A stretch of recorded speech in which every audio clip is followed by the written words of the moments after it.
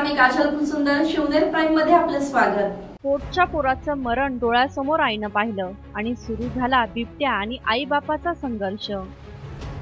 जुन्नर येथे बिबट्याने अवघ्या 1.5 वर्षाच्या चिमुकल्यावर हल्ला चढवला होता.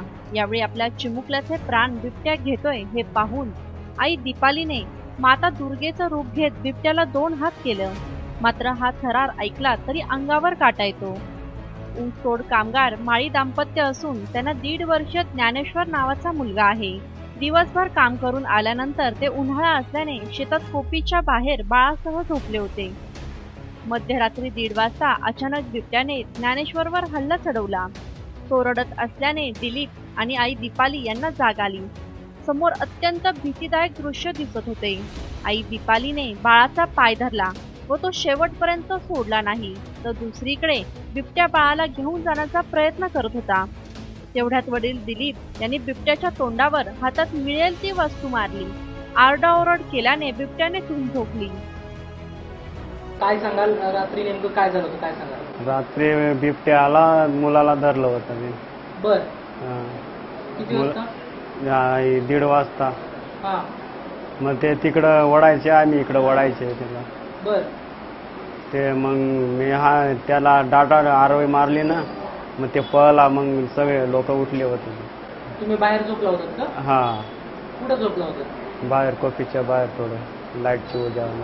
हा, ते कुठून आला आणि काय आला, रात्री झोपात होते आणि हा,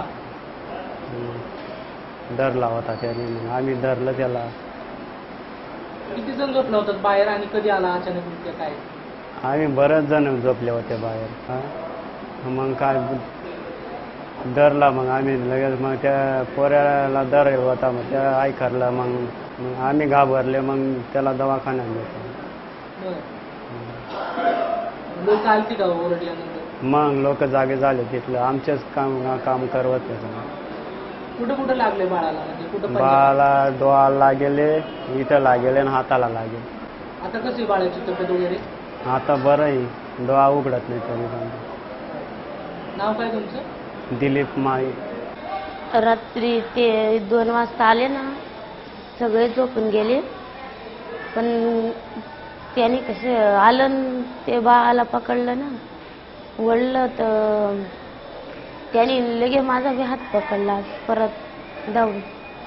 मग माणसं आले, त्याला मारलं, पळून गेलं. ते बाळावरती हल्ला ज्यावेळेस केला त्यावेळेस तुम्ही कुठं होता? त्याच्या शेजारच झोपेल होते. बर, मग नंतर काय झालं? मग नंतर त्याने धरलं ना, मग आम्ही हाणलं त्याला, तर तो परत माझा हात पकडला. कोणाचा? माझा. बर, मग तुम्ही बाळाला एका हाताने पकडलं आणि तो तिकडनं? हो, मी वळलं माझ्याकडे धरून असं तोंडाने हाय केलं ना, त्याने चावत. बाळाला तुम्ही धरलं होतं का? हा, आणि तिकडलं कोण धरलं होतं? त्या सुटले ना, मग त्याला काठीने मारलं. मग ते पळालं. आता बाळाची तब्येत कशी? चांगली आहे आता. काय नाव तुमचं? दीपाली. आई बाळाला मृत्यूच्या दारातून ओढत होती, तर दुसरीकडे बिबट्या चिमुकल्याच्या तोंडाला धरून ओढत होता.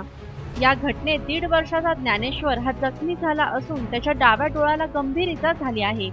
त्याच्यावर पिंपरी चिंचवडच्या यशवंतराव चव्हाण स्मृती रुग्णालयात उपचार सुरू आहेत. जंगल वस्तीत राहणारा बिबट आता ऊस शेतीला जंगल समजून वास्तव्य करू लागला असताना ऊसतोड मजूर हे ऊस तोडणीचे काम करत ऊसाच्या शेताच्या बाजूलाच पाल करून आपल्या कुटुंबियासमवेत वास्तव्य करत असताना ऊसतोड मजुरांच्या सुरक्षिततेचा प्रश्न निर्माण झाला आहे. या बातमीचा संपूर्ण आढावा घेतला आहे आमचे ब्युरो चीफ जयेश शहा यांनी. पाहुयात.